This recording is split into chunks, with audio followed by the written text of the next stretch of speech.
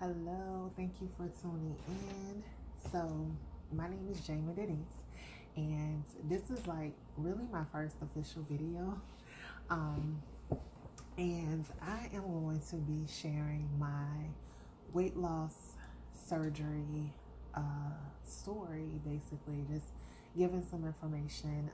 So, I recently, in January 18th of 2021, I actually had weight loss surgery, and vertical sleeve gastrectomy. Um, and I have been very vocal about my surgery on my personal social media, Instagram and Facebook. And because of me being so transparent, I have received an overwhelming amount of love and support, and just people inquiring, asking questions, sending me messages all the time. And I appreciate it. I don't mind it at all, but I needed to, I felt like I needed to, disclaimer, if you are against weight loss surgery, um, you don't have to continue watching. You don't have to leave a negative comment. It's not needed here. This video is to help people who are interested, people who have questions, and just for me to be an inspiration to someone else. Because when I was going through this process last year, like the pre-op process, I didn't have anybody. I didn't have anyone that I could reach out to personally, someone that I knew or that I could trust, or just had that type of relationship with. I didn't have anybody personally, so I relied on my nutritionist, my surgeon, the staff at the office, as well as like people on Facebook and on social media that I had just met throughout the process. That's what I relied on because I didn't know anybody personally. So I feel like if I can be a source of inspiration, a source of hope, if I can provide that to someone else and just be what I needed in this process, then I will feel like my job is complete, because like I said, I needed someone, but I really didn't have it. I didn't have someone that I knew or someone that I felt comfortable just reaching out to, other than people that I had met along the way, and they were in their journey as well.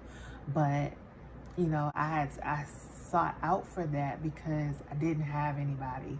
I had a girlfriend who was going through the process along with me, but she hadn't had the surgery yet. So she, we would talk often, but at the same time, we were both kind of going through the process together. And she actually had her surgery maybe like 2 weeks before me. So yeah, or another, we can all relate to it. So basically, this is why I decided to share my journey. So when I started my journey, I was 282 pounds. So I initially started my journey. No, okay, let me go back. So in order to have weight loss surgery, you have to have a BMI of at least 35. 35 or higher. If you do not have a BMI of 35 or higher, you have to have a comorbidity. I hope I'm saying that word right. Comorbidity, meaning, you have to have some other health issue that would make you qualify if your BMI is under 35. So, and I don't know what they are right offhand, because I met the requirements for the BMI, so I didn't really pay attention to the others. I know sleep apnea is one, or maybe blood pressure, sleep apnea, and something else. I'm not really sure. I'll list it down in the in the comments below. I'll look it up and I'll list it in the description box below. But you have to have one or the other. So for me, like I said, I qualified because of my BMI, and it is something that I was using my health insurance to, to cover the procedure. And so as a requirement for my health insurance, I have to complete 6 months of like counseling, nutritional counseling. There are other prerequisites that I have to complete as a requirement for the insurance in order to be considered for the surgery. So I went in for my initial consultation in June around this time. I don't know the exact date, but it was in the month of June of 2020. And I went to a local surgeon, like a local health system in my area. And so I went in for my consultation, and at the time of my consultation, I was 282 pounds. Now, when you start the process of, when you go for your initial consult, now my office, I'm only speaking for my office, different surgeons and offices do different things, but when you start the process, when you agree to it, they take your weight at your first appointment, and whatever your weight is at that appointment, you cannot go over that weight. If you do, it can prolong it or whatever. I don't know exactly what will happen, but I know that it can prolong it, or you can maybe have to start over or something like that. Fortunately enough, I did not go over, so I did not, I didn't have to incur the consequences of that. So, but it is very important that you do not go over your weight. You do not want to gain weight while you are going through the process leading up to surgery. They need to know that you are serious about it. Now, for me, I didn't gain, but I didn't lose either, because I have a condition called polycystic ovarian syndrome, or PCOS. And with PCOS, girl, so it is a hormonal imbalance where my explanation of it is my body is always on attack. My body is always fighting against itself. Girl, just always. So, like I said, it's a hormonal imbalance, and that imbalance creates or makes it really hard for me to lose weight. When trying to lose weight, I have tried all different types of diets and get skinny fast. I was about to say get rich quick. Get skinny fat. Like I've tried a lot of things, and they may work temporarily, but the minute you slip, the weight is right back. So for me, I wanted something that was long term. I wanted something that was, I guess, would hold me accountable, basically, for my actions. So I mean, it may be invasive to some, but I knew what I needed. And I wanted to have control over my body. With PCOS, like I mentioned about the weight, you also can have, gracious, I'm drawing a blank. You can also have unwanted body hair in places you don't want it to be. And that is something that I'm very, very uncomfortable with. I'm not to a place where I feel like I want to really speak on it. I may get there on this level, but I'm not there right now. So that's something that, another side effect of the PCOS. Another side effect can be infertility. Some women experience it, some don't. But infertility. Also, you know, your moods, your mood swings, all of that. And like I said, it's just, there are a lot of other things as well, but these are like the main things that I have experienced. So it, and because of the weight, it can also cause what's called hirsutism, which is kind of ties into the hair growth, the unwanted hair growth, and also it can cause you to have it. Like I said, it's a lot of different things. That's like, the PCOS is like a totally different video on all on its own. But basically, the condition is, it causes you to it can cause you to be depressed, just a total state of depression, anxiety, all of that. So I was always, you know, my weight was always an issue. And there was a point in time in my life, my early 20s, my early 20s, where I gained about 50 to 60 pounds in like 2 years. I cringe thinking about it right now, but it happened. And that's actually when I initially got diagnosed. Oh, and like you have irregular cycles anyway. But yeah, so you know, that was when the weight gain started, and it's pretty much like never really stopped.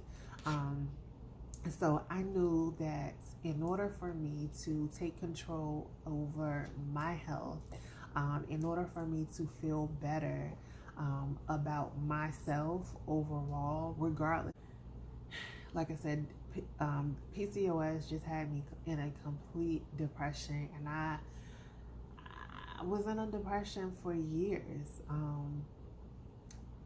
And people don't really know, because, you know, you kind of put on a brave face and you keep moving forward. But, you know, those that really, really know me, they knew.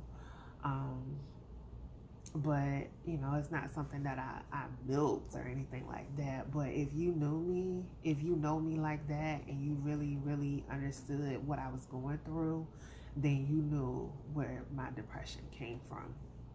So,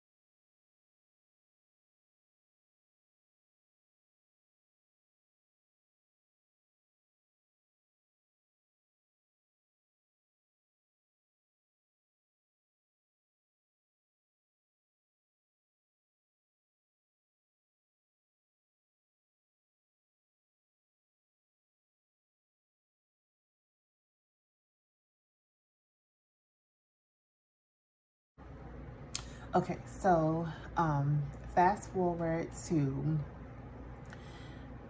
leading up to surgery. So, leading up to surgery, so before my surgery, because of the situation, I had to have a test for, what can I say? How can I say this? I don't want to say the C word.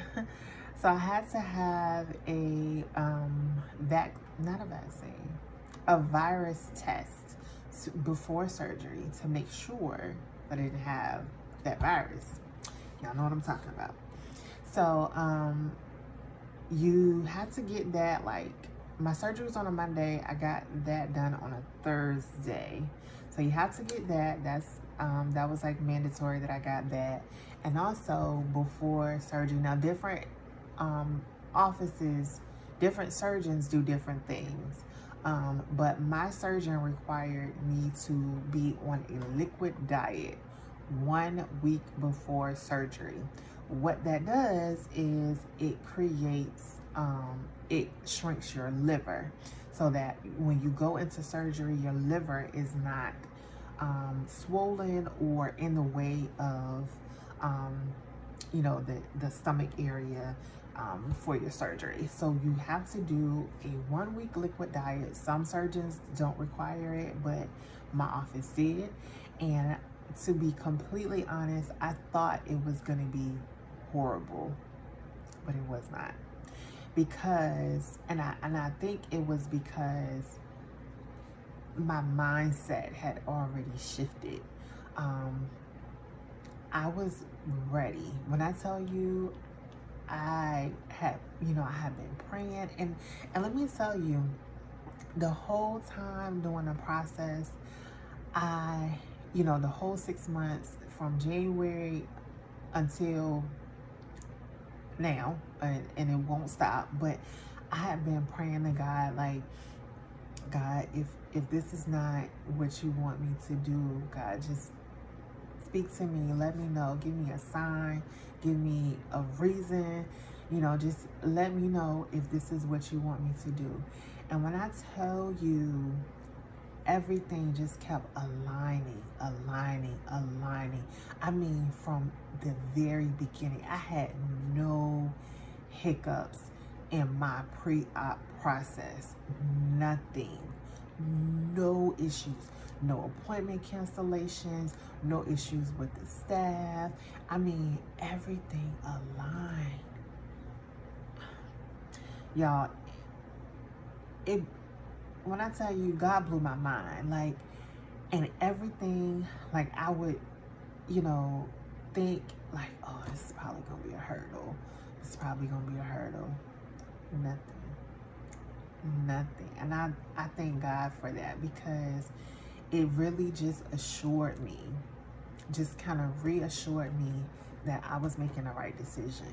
Because like I said, I didn't have anybody to bounce any information off of. I didn't have that. So, I can talk to my friends and my family, but if they haven't experienced it, they couldn't really answer my questions. I mean, all they can do is research, just like what I was doing. So, like I said, everything just kept aligning. I had no hiccups. It was almost like too good to be true, So everything just kept aligning. So I was like, you know what, God, this is what you want me to do. I'm just gonna keep trusting, and I just know that you will lead the way. So that's exactly what happened. I went through, started my liquid diet on the 11th of January, I think. Yeah, I think the 11th of January, so 1 week before my surgery dates. And I was like, man, this is going to be horrible. I'm going to be starving. I was not. I had went, like, that Sunday before surgery, I had seen, like, in, like, a Facebook group that I'm in, people were suggesting, like, getting, like, egg drop soup from the Chinese restaurant, and drinking a broth, and if you get hungry, whatever, because you could have broth during the liquid diet. You can have I could drink protein drinks, like low sugar protein drinks, Jello. You can have yogurt, but I don't eat yogurt. Jello, water, of course. You can have Crystal Light, sugary popsicles, your protein drinks, and that's it. I think that's it. Yeah, that's it. That's all I can have. Well, maybe that's all I eat. But so I thought that I was gonna be like super hungry, evil. But when I tell you, it was not difficult for me at all. Like I said, because I had, like, my mind was ready. Like, I knew what I needed to do.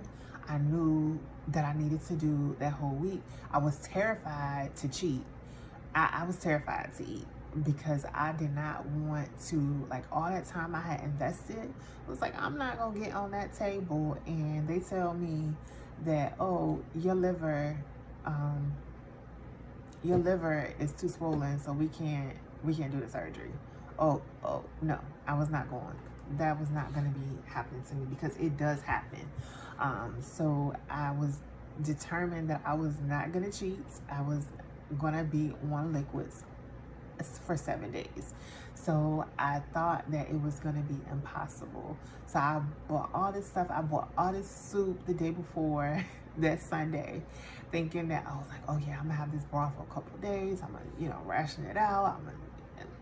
I ate that broth Monday the 11th. I had some for dinner, and I didn't have any more. And I had more, but I didn't want it. I was just living on protein shakes, water, Jello, and popsicles. That's all I had. And I did that for the whole 7 days, from Monday to Sunday night. Monday the 11th to Sunday night the 17th.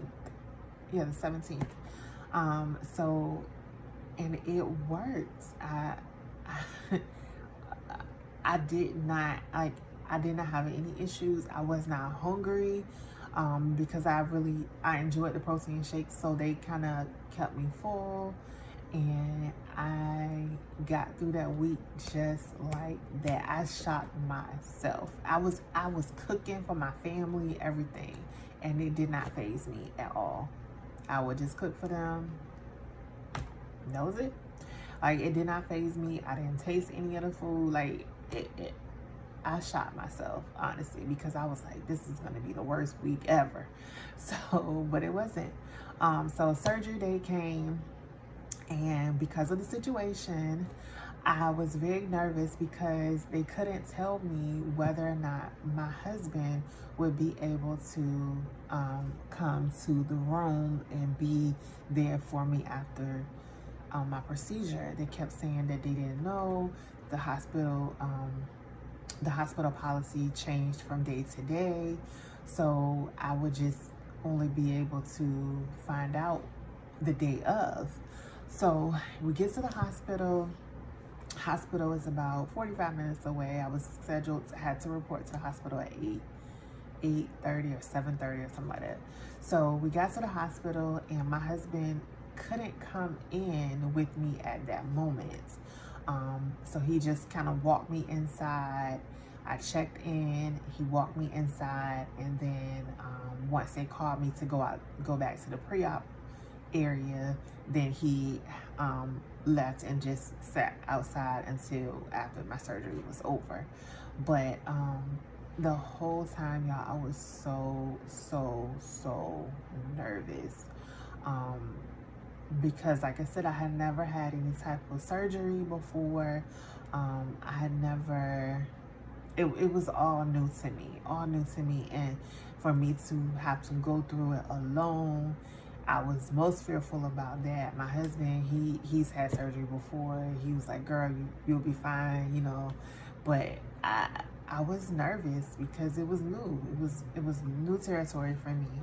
So I think that I looked nervous because when I got into the pre-op area, and I thank God for the lady that was there, the nurse that was helping me, because she saw that I was nervous. I told her that I was nervous, and she prayed with me. She was the sweetest.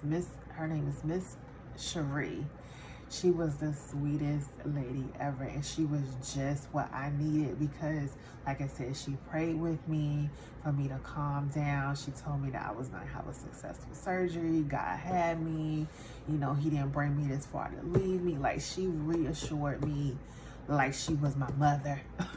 Like, and you know, of course, my family let me know that too. But just to because at that point I was by myself, so you know, she was just what I needed, and she stayed by my side. She stayed with me the whole entire time, and I'm just so grateful for her. I wrote a really good review about her when I got my survey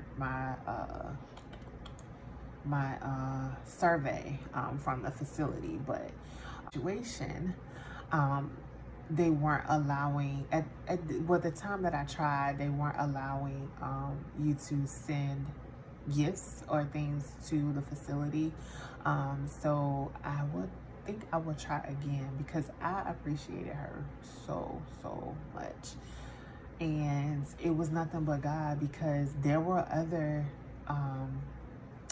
you know, nurses or staff members there in that pre-op area, but for some reason she was the person that called my name, and that was nothing but God that put her in my path, because she is exactly what I needed. She calmed me down. She had me laughing because, baby, it was nothing funny that day. Like, I was literally considering canceling my surgery because I was that nervous.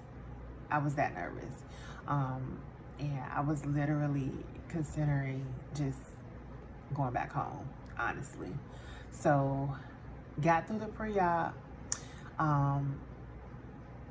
got to the operating room, got the anesthesia, and that's all I remember. I don't remember. Oh, I remember moving from the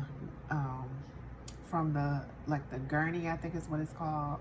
I remember sliding from the gurney to the operating table, and it was cold in there, and that's it. When I woke up again, I was in my room. My husband, I looked over to the left. My husband was right there because they called him once the surgery was over, let him know that I made it out successfully, told him what room I was going to be in, and I think he was actually in the room before I had made it to the room. So yeah, my husband was there when I woke up, and so I just felt so relieved just to see him and to know that I had made it out of surgery. My nurse was in there, and they let me know, you know, everything went good. So that's how my surgical procedure went, and I stayed overnight one night, and I was able to go home the afternoon of January 19th, is when I was able to go home. So after surgery, I had, you know, got back home, and after surgery, you have to get reacquainted with everything. So based on my plan, I was on another week of liquids only immediately after surgery. So that's what I did. I had liquids again for another week, and it was nothing like the first week because I didn't want anything. I had no desire. I wasn't thirsty. I wasn't hungry. I did not want the protein shakes that I loved pre-surgery or pre-op. I could not stand them.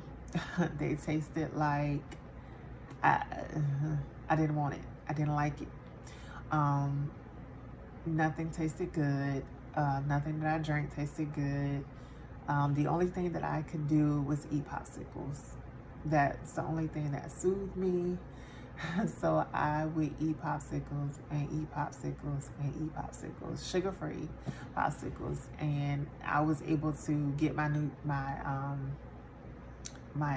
liquids in, because after surgery you have to have 64 ounces of liquid a day, and that may not sound like a lot, but when you have a stomach the size of a banana, and you have to sip, do small sips of liquid, it's hard. It's so hard because, like I said, I didn't want anything. I had no desire for anything. I had to sip. Like, I couldn't really down anything. Like, I couldn't take a gulp. I had to sip it because, you know, your body has to heal and you can't put that much liquid in. Y'all, it was difficult. That first, I'm gonna tell you, the first 2 to 3 weeks are very, very difficult after surgery. I literally sat in my living room, like, thinking to myself, what in the world did I do to my body? Like, I could have just stayed the way I was. Like, I literally had that thought. But I, went to my Facebook group, or the Facebook groups that I'm in, and people reassured me that it was normal. They felt the same way. It's just an adjustment that you have to get through. You just have to relearn your body. But it definitely gets better. And I was like, it better, okay? So, and it did. It got better. I got through my liquids. After the liquid phase, now for my plan, I'm only speaking on my plan. I know different doctors do different things. But for my plan, after surgery, week 1 is all liquids. Weeks 2 through 5 is protein only. Protein only is week 2 is when you can start reintroducing foods. So I was able to have like eggs and beans and things like that. But I only ate eggs. So I don't eat beans. But I only ate eggs, but I didn't even want those. Like, I struggled. I told y'all I had to have 64 ounces of fluids. You have to have, I forget the amount of protein, but you have to have a certain amount of protein every day. And it was so hard for me to get those in. Like, I struggled with it. I really did. I struggled hitting my protein and my liquid goals every day in the beginning. I did not. I never really hit them, honestly. Just being completely transparent. I never really hit them. Maybe I did sometimes, but then the next day it would be, girl, probably nothing. Nowhere near where I was supposed to be. I'll say that. But I struggled. And what I learned, I slept a lot. For like 2 weeks straight, I lost 2 weeks of time because I slept like crazy. And knowing what I know now, I slept like that because I didn't have any protein. My body was had a lack of protein, so that's why I was sleeping all the time. But as time went on, I was able to reintroduce. Like I said, I started with the eggs. I was able to. So I started eating eggs my second week, and I started like midweek. I didn't start right away because I wasn't interested again. But I started with eggs, scrambled eggs, and then I ended up trying maybe some boiled eggs one day, and then I made like towards the end of the week, that end of that second week, I was like, let me try see if I can do like an egg salad or like a deviled egg. So I really enjoyed that because I used light mayo or light Miracle Whip and sugar-free relish, and so that was really good to me.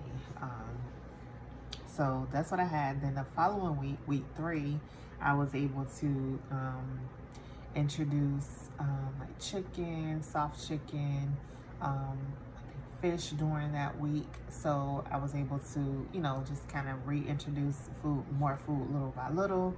But at that time, I was not interested. Chicken was really hard for me to digest. So I still stuck with basically being on liquids. Like the chicken was very, very difficult. The fish and tuna was a little bit easier. But yeah, chicken was not where it's at. I couldn't handle it that much. And not that I didn't throw up or anything, but it was just, I don't know. It just, I would just kind of chew it, and as I would swallow it, I just didn't have a desire to eat more. Just how it went. Now, when you once you start reintroducing foods, they do recommend that you track your food so that you know how much protein you're getting. A good app to do that is called Berrytastic. I'll link it.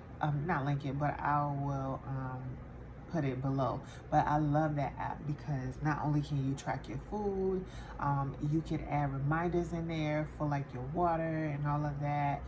You can also do reminders for your vitamins, because after surgery, it is very, very, very vital and a requirement that you take vitamins.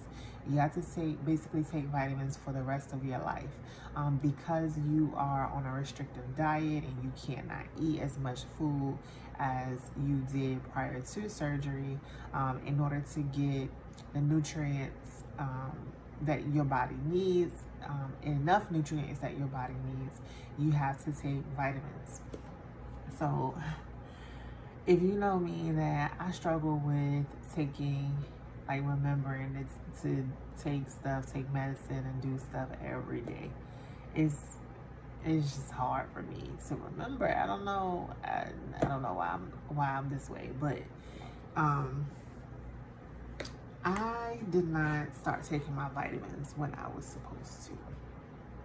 So don't be like me, but take your vitamins. Like, buy your vitamins and take them when you're supposed to. But I waited, and not because I didn't want to take them, but I kind of forgot. Because I was asleep. Like, I was knocked out. I didn't take them when I was supposed to. I didn't start them when I was supposed to start them. I was supposed to start them as soon as I came from the hospital, and I did not. So I had,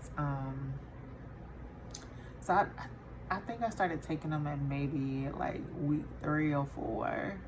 By that time, I was already scheduled for like a post-op appointment, where they would be checking my levels, my vitamin levels and all of that. And so you got testing coming up with your levels to check your levels, and you ain't been taking your vitamins.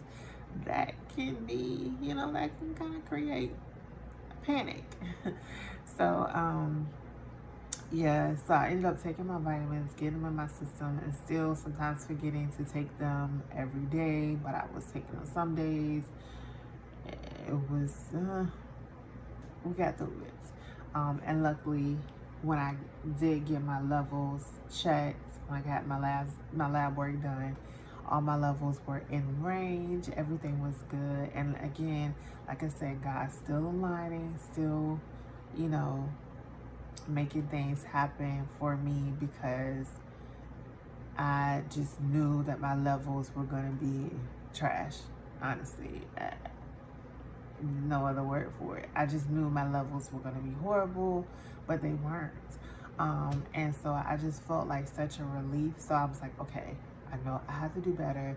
Had timer set. I currently have like timer set on my phone. I use the Berrytastic app for the reminders on that to remember to take my vitamins, because I do not want to play and around with it. So back to the diet. I'm all over the place, but back to the diet. So once I hit the 6-month mark, I was able to incorporate vegetables. I could not have any vegetables during weeks 2 through 5 for my plan. And I could only have soft protein. That's all I could have. That's all I could eat. And it was, at first it was okay. But then after a while, I was like, I just want to crunch, like not a chip, but just a piece of lettuce or something. Like I just want to crunch. So I finally got to week 6 where I was able to eat salad, eat vegetables, no fruits. We're gonna talk about that in a minute, but salad and vegetables and all of that. So I really thoroughly enjoyed that phase. Entering into week 6. So I had a whole lot of salad, because that's what I was craving. So I had a whole lot of salad, and during that time, I was able to tolerate chicken better. So I had a lot of chicken, just like Caesar salads is what I used to make. I still do, but I ate a lot of that. Just basic salads, not a whole lot going on, not a whole lot in it. Just simple things is what I was able to tolerate. And my mom also let me know, because I was like, why do I have to just have protein? Like, why can't I have anything else as long as it's soft? So my mom let me know that protein actually has healing properties. So protein will heal your body from the inside out.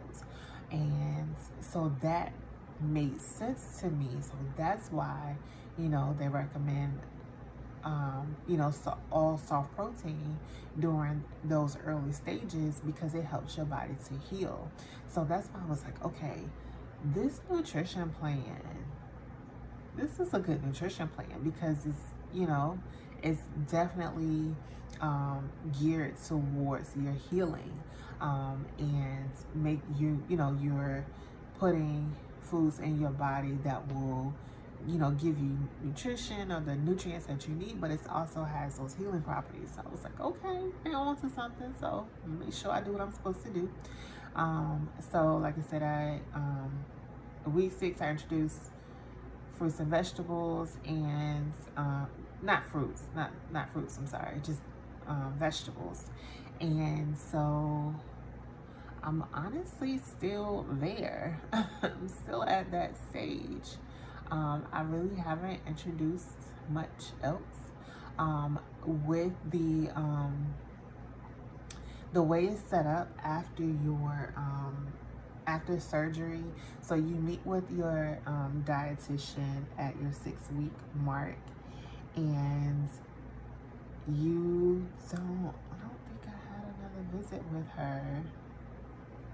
No, I won't have another visit with her. Right now, I'm scheduled for a visit in September.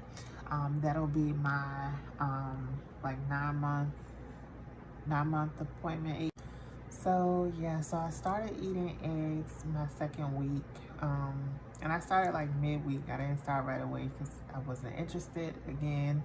But I started with eggs, scrambled eggs, and then I ended up trying maybe some boiled eggs one day, and then I made like towards the end of the week, that 2nd week, I was like, let me try see if I can do like an egg salad or like a deviled egg. So I really enjoyed that, because I use light mayo or light Miracle Whip and sugar-free relish, and so that was really good to me. So that's what I had. Then the following week, week 3, I was able to introduce like chicken, soft chicken, I think fish during that week. So I was able to, just kind of reintroduce more food little by little. But at that time, I was not interested. Chicken was really hard for me to digest. So I still stuck with basically being on liquids. Like the chicken was very, very difficult. The fish and tuna was a little bit easier. But yeah, chicken was not where it's at. I couldn't handle it that much. And not that I didn't throw up or anything, but it was just, I don't know, it just, I would just kind of chew it, and as I would swallow it, I just didn't have a desire to eat more. Just how it went. Now, once you start reintroducing foods, they do recommend that you track your food so that you know how much protein you're getting. A good app to do that is called Berrytastic. I'll link it. Not link it, but I will put it below. But I love that app because not only can you track your food, you can add reminders in there for like your water and all of that. You can also do reminders for your vitamins, because after surgery, it is very, very, very vital and a requirement that you take vitamins. You have to basically take vitamins for the rest of your life, because you are on a restrictive diet and you cannot eat as much food as you did prior to surgery. In order to get the nutrients that your body needs, enough nutrients that your body needs, you have to take vitamins. So if you know me, that I struggle with remembering to take medicine and do stuff every day. It's just hard for me to remember. I don't know. I don't know why I'm this way, but I did not start taking my vitamins when I was supposed to. So don't be like me. But take your vitamins, like buy your vitamins and take them when you're supposed to. But I waited, and not because I didn't want to take them, but I kind of forgot. Because I was asleep, like I was knocked out. I didn't take them when I was supposed to. I didn't start them when I was supposed to start them. I was supposed to start them as soon as I came from the hospital, and I did not. So I had, I think I started taking them at maybe like week 3 or 4. By that time, I was already scheduled for like a post-op appointment where they would be checking my levels, my vitamin levels and all of that. And so you got testing coming up with your levels to check your levels, and you ain't been taking your vitamins. That can be, that can kind of create panic. So so I ended up taking my vitamins, getting them in my system, and still sometimes forgetting to take them every day, but I was taking them some days. It was, we got through it. And luckily, when I did get my levels checked, when I got my lab work done, all my levels were in range. Everything was good. And again, like I said, God's still aligning, still, making things happen for me, because I just knew that my levels were going to be trash, honestly. No other word for it. I just knew my levels were going to be horrible, but they weren't. And so I just felt like such a relief. So I was like, okay, I know I have to do better. Had timer set. I currently have like timer set on my phone. I use the Berrytastic app for the reminders on that to remember to take my vitamins, because I do not want to play and around with it. So back to the diet. I'm all over the place, but back to the diet. So once I hit the 6-month mark, I was able to incorporate vegetables. I could not have any vegetables during weeks 2 through 5 for my plan. And I could only have soft protein. That's all I could have. That's all I could eat. And it was, at first it was okay. But then after a while, I was like, I just want to crunch. Not a chip, but just a piece of lettuce or something. I just want to crunch. So finally got to week 6, where I was able to eat salad, eat vegetables, no fruits. We're going to talk about that in a minute, but salad and vegetables and all of that. So I really thoroughly enjoyed that phase, entering into week 6. So I had a whole lot of salad, because, that's That's what I was craving. So I had a whole lot of salad, and during that time, I was able to tolerate chicken better. So I had a lot of chicken, just like Caesar salads is what I used to make. I still do, but you know, I ate a lot of that. Just basic salads, not a whole lot going on, not a whole lot in it. Just simple things is what I was able to tolerate. And my mom also let me know, because I was like, why do I have to just have protein? Like, why can't I have anything else as long as it's soft? So my mom let me know that protein actually has healing properties. So protein will heal your body from the inside out. And so that made sense to me. So that's why, you know, they recommend, you know, so all soft protein during those early stages, because it helps your body to heal. So that's why I was like, okay, this nutrition plan, this is a good nutrition plan, because it's, you know, it's definitely geared towards your healing, and make you, you know, you're putting foods in your body that will, you know, give you nutrition or the nutrients that you need, but it also has those healing properties. So I was like, okay, they're on to something, so make sure I do what I'm supposed to do. So like I said, week 6, I introduced fruits and vegetables, and not fruits, I'm sorry, just vegetables. And so I'm honestly still there. I'm still at that stage. I really haven't introduced much else. With the way it's set up after your after surgery. So you meet with your dietitian at your 6-week mark, and I don't think I had another visit with her. No, I won't have another visit with her. Right now, I'm scheduled for a visit in September. That'll be my like 9-month appointment. So yeah, my nutrition has not really changed. What I can eat or what is allowed for my plan hasn't. It pretty much stays the same from week 6 all the way up until week. I'm not week, but like month 9.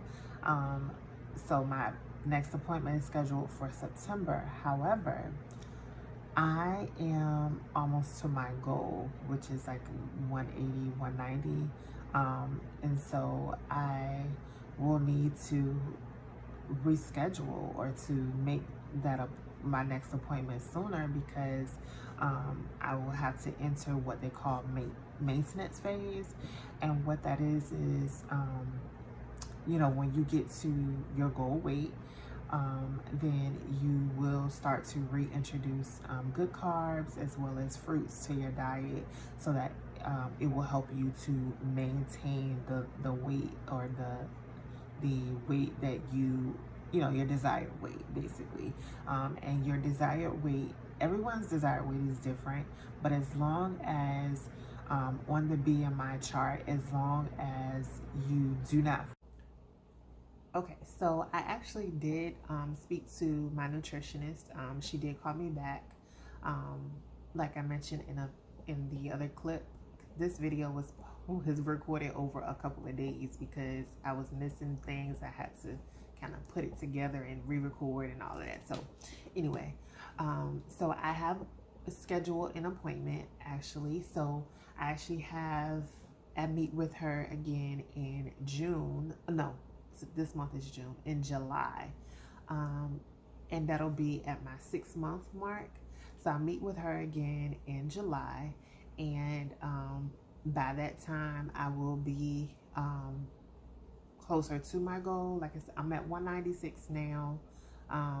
And you may hear a different weight in another part of the video because, like I said, I've recorded at different times. So, and I'm pretty much losing a couple of pounds every other day. So, I am 196. Today is the 13th of June. yeah, the 13th of June. So I'm 196 as of today.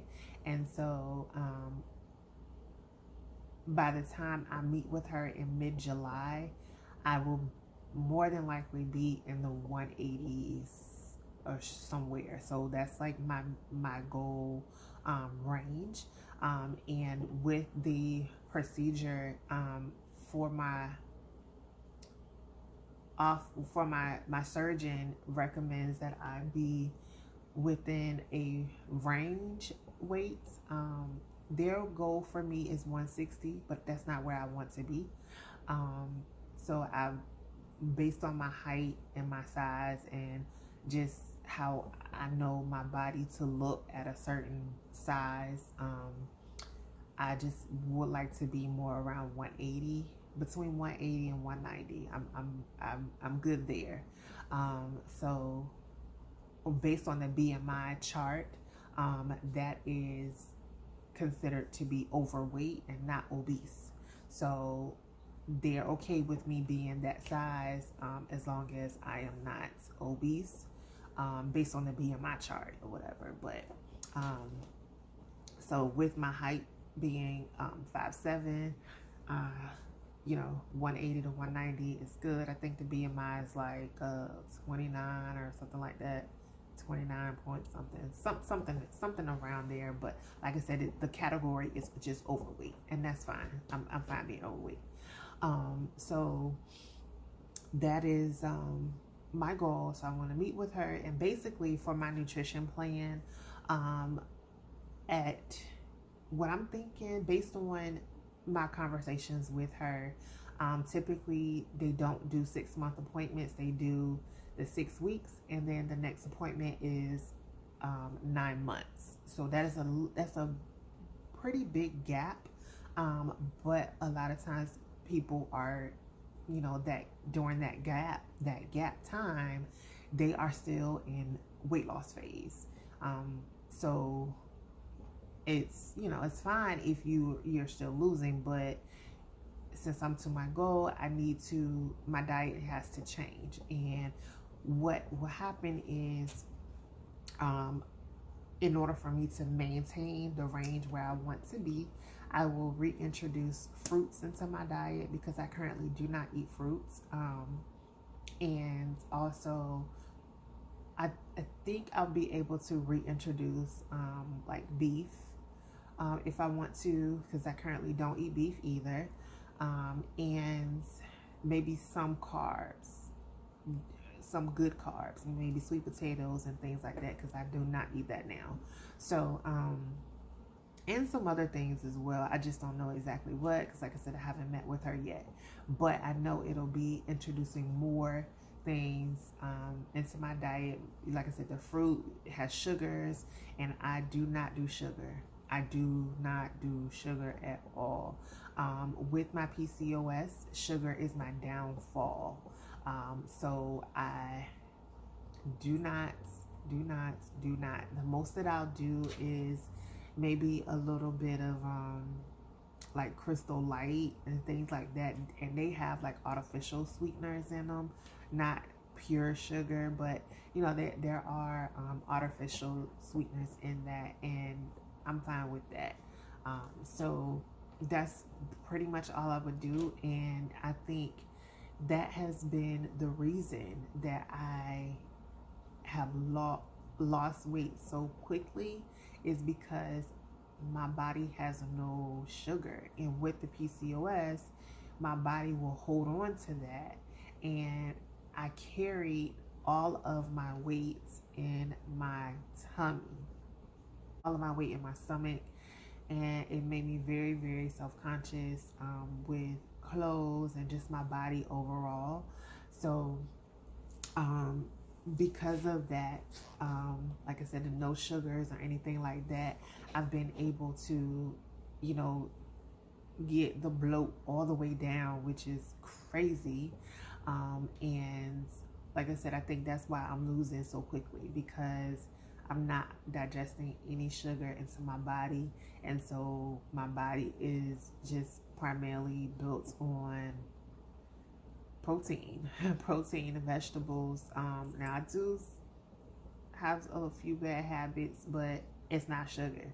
So, so let's talk about now. With all this good, y'all, you know it has to be some cons. Oh, with all the pros, it has to be some cons. So let's talk about the cons. So one of the cons for this procedure will be just these are cons that I have experienced. Now, some other people may have their own cons. They may have things that are an issue to me may not be an issue to someone else, and vice versa. So, one of the cons for the surgery is the fact that you can lose your hair. They say that it is from a vitamin deficiency, and hopefully I mentioned earlier in this video my experience with my vitamins, and so my levels are good, but you know, as far as my labs go, my levels are good, but they can be better, of course. But I think that I have lost, I am experiencing some hair loss. Right now, I have a protective style that I've had too long, just to be completely honest, being transparent here. So just to be completely honest and transparent, I have had this protective style too long. And the reason that I have not taken it out is because I'm just not to a place where I want to face the reality of losing my hair. Yeah, India Ivory said I am not my hair, but at the same time, no one wants to comb their hair and lose it. So, I just have not mustered up the courage to just face the reality of it. Like I said, I think that it is based on you know, my perimeter and what I'm seeing happening or whatever, but it could be from the sew-in. Maybe it's not. I don't know. I will be facing that reality soon because I have to remove this style. It's necessary. And so my stylist is going to kill me for leaving it in too this long, but that's basically why I just do not want to face the reality, but I know that it's necessary, and I can do more damage to my hair by leaving it in for too long. So that is the downside, and I don't quite know which vitamin which vitamin deficiency can cause the hair loss. I really need to research on that and maybe need to take extra of those vitamins. But I did receive a recommendation for to also add collagen to my list of vitamins, and I'm going to ask my nutritionist about that when I meet with her next month, because I don't want to introduce anything that's without speaking to her about it. So yeah, so hopefully I can introduce collagen, and that helps me. So if you don't, well, y'all may not know, but I love my natural straight hair. I am a silk wrap girl through and through. So of course it's too hot right now, but in the fall and in the winter, that's what I live for. So it is kind of saddening knowing that I may not be able to do that. But at the same time, I was considering starting a lock journey anyway. So maybe this is just one step in the right direction. I don't know how I'm going to face that. But anyway, so I will keep you all updated on that if you want updates on that. And another con of the procedure is, it's not really a con. It's more just, I would say it's just more annoying than anything. With the surgery, it is not recommended that you they do not recommend that you eat and drink at the same time. Now, when I was first told this, I was like, what? Like, when I first found out, I was like, maybe, I was still in the pre op process, but I was like, maybe about 5 months, 4 or 5 months in, and I was like, what? Like, I need to wash my food down. I mean, why? And so basically, because of your restriction, um, they do not want you to eat and drink at the same time because it can stretch your stomach back out. So that is why it is not recommended. So you have to wait 30 minutes. 30 minutes if you're drinking something, water, anything, whatever you're drinking, you have to wait 30 minutes before you can eat. If you're eating, after you eat, you have to wait 30 minutes before you can drink. In the beginning, or well, I won't say in the beginning, because in the beginning, well, it depends on your office, your surgeon, whatever, your dietary plan. But for me, it wasn't difficult because I wasn't eating. I was just drinking. So then once I started eating and then trying to drink, it takes some time to get used to. And if you are, and even now, still, like, sometimes I kind of slip just out of habit. So what I started doing is, I try, if I know that, dinner time is coming or whatever, because I have to drink a certain amount of liquids all throughout the day. So I try to, okay.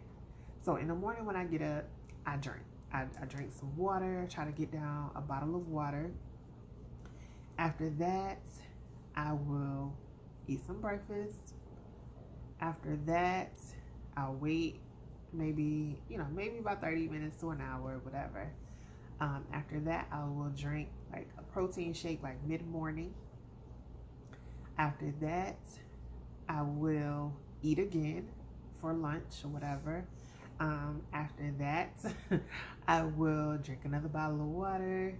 After that, like after I drink my water after lunch, that's crazy to say. After I eat my lunch and I drink my water after my lunch, I hope that makes sense, y'all. It sounded crazy. But I will not drink anything else, because the thing about drinking is it will fill you up because your stomach is getting full. So, you have to, it's a lot of planning comes with it, because you have to figure out a way to get these macros that you need, get your water intake, you have to get your protein intake for the day. So you just gotta figure out, it just takes planning, not really difficult planning, but just being intentional with what you consume. So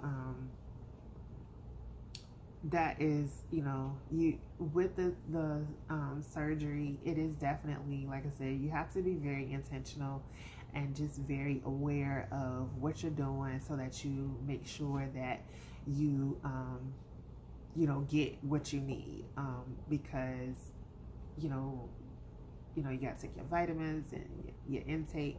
It's not hard. It's not hard at all, because once you kind of, this goes back to mindset, because once you get it in your mind, like I can count my protein in my head. Like it's not difficult for me, and I know where I have to be. So it's not hard at all, but you just have to be very mindful of what you're doing. So okay, y'all. So my last con that I can really consider another con. It's not really a con. It's just something else that's very annoying. And everybody may not experience this, and some may experience it in other ways. So, my most annoying thing that I have experienced with this process is, y'all, I burp the gas. It's just, girl, this gas is serious. Like, I wish I could fill up my car with it because that's how much I have. And it's not to the point of, I don't know, it's just annoying. It's like, because of, and I know where it comes from, because of the size of my stomach. You can, well, okay, normally we you know, if you gas, when you eat, when you talk, you digest air. And so with my stomach being the size that it is, I just can't handle it. So if there is air in my stomach, it has to come out, whether it's the front or the back. I mean, you know, people with this procedure, you know, you can't decide which way it's gonna come out. So for me, it's the front. So girl, it's the front, and it's all day. It is very annoying. Like, I'm not doing it now because I'm talking, but you best believe when I'm finished with this video, it's coming. Okay, and I already know it, and there's nothing I can really do about it. It's not painful. It's not painful at all for me. But like I said, it's annoying, and so I try to, like, right now I'm still drinking water. So I try to stay, like, it's nighttime. So I will, before I go to bed, after I finish my water, I will stay up for maybe like another 30 minutes or so I can get all the gas out, because I don't want to lay down and have this gas and then and then I'm uncomfortable while I'm trying to sleep, because I still got gas in my stomach. So, you know, it's just something that I have learned to deal with, and based on what I've heard, that it is something that you just experience. Now, it is not, I've never been in a place where I've been embarrassed because of it, or it's always a controlled situation. So I've never been out and I just, like, no, it's not like that. But, you know, it's very controlled. It's just annoying. That's just, you know, it's just annoying. And, but it's nothing that I can't handle. My husband, it took a little bit to kind of get used to, but now he's just like, whatever. Like, he understands. So, I know it's funny because in one of the Facebook groups that I'm in, there was a girl talking about how she was in a brand new relationship and she just had surgery, or she was having surgery like later on that week. And she was saying she did not want to be releasing gas in front of her new man. And I'm like, girl, and she was saying it, but I had already had surgery, so I was already, you know, knee deep in it. So I was like, I even commented, I was like, girl, you better let him know ahead of time, because you can't control it, and you don't know which way, like I said, you don't know which way it's gonna come for you. So you just need to let him know, you know, jokingly say it, but just be like, look, this is what it's gonna be. I don't know how, but it's coming. Okay, so just prepare yourself while I prepare myself. So, you know, I wish her the best, but you know, it's definitely not something a situation that you can control or stop from happening. That you have to let that gas out, that air has to go. So that is my con, my last con, or So I thank you all so much for watching this video. I'm sorry it may seem like it's kind of all over the place. I try my best to include as much as I could without constantly repeating myself, but yeah, I tried to make this content as best that I could and just be informational, if and inspiring, if nothing else.